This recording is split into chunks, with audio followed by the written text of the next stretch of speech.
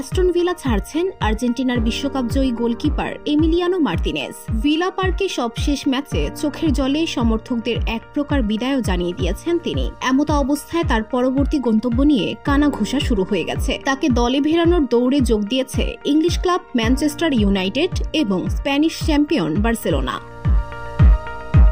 আর্জেন্টিনার গণমাধ্যম ওলে, ডি স্পোর্টস রেডিও এবং লাতিন সাংবাদিক ফার্নান্দো চেস জানিয়েছেন, জাতীয় দলে মার্তিনেজের সতীর্থ লিওনেল মেসির সাবেক ক্লাব বার্সেলোনা আর ক্রিস্টিয়ানো রোনালদোর সাবেক ক্লাব ম্যানচেস্টার ইউনাইটেডের কাছ থেকে বড় রকমের প্রস্তাব পেয়েছেন তিনি। এর আগে টি-ওয়াইসি স্পোর্টসে কাজ করা আর্জেন্টিনা প্রখ্যাত সাংবাদিক গাস্তন ইদুল জানিয়েছেন, সৌদি প্রো লিগের ক্লাবগুলো মার্তিনেজকে পেতে আগ্রহী, কিন্তু আর্জেন্টাইন গোলকিপার নাকি নিজেই এসব প্রস্তাব ফিরিয়ে দিয়েছেন। তিনি এখনও ইউরোপের শীর্ষ পর্যায়ে ফুটবল খেলতে আগ্রহী।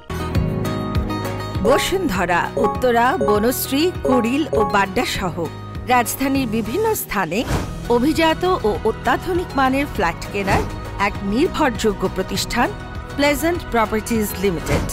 তাই আপনার স্বপ্নের আবাসনের জন্য আজই যোগাযোগ করুন।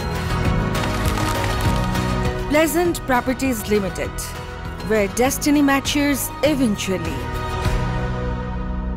ইদুল আরও জানিয়েছেন, দুটো বড় ক্লাব আগ্রহী এমিলিয়ানোর জন্য। এর একদিন পরই ডি স্পোর্টসের পক্ষ থেকে জানানো হয়, দুটি বড় ক্লাব বার্সেলোনা এবং ম্যানচেস্টার ইউনাইটেডের নাম সামনে এলো। চলতি মৌসুমে বার্সেলোনার গোলে ছিলেন পোলিশ গোলকিপার ভয়চেক শেজনি। গোল পোস্টে ভালোই আস্থা জুগিয়েছেন তিনি। অন্যদিকে ম্যানচেস্টার ইউনাইটেডের ক্যামেরুনিয়ান গোলকিপার আন্দ্রে ওয়ানানাকে নিয়ে অভিযোগের অন্ত নেই। তাই মার্তিনেজকে আপাতত বার্সার চেয়ে ইউনাইটেডেরই বেশি প্রয়োজন। তবে শেষ পর্যন্ত মার্তিনেজ এই দুই ক্লাবের কোনোটিতে যোগ দেবেন নাকি নতুন কোনো ক্লাবের সারপ্রাইজ এন্ট্রি হবে তা জানতে এখন অপেক্ষা করা ছাড়া আর কোনো উপায় নেই।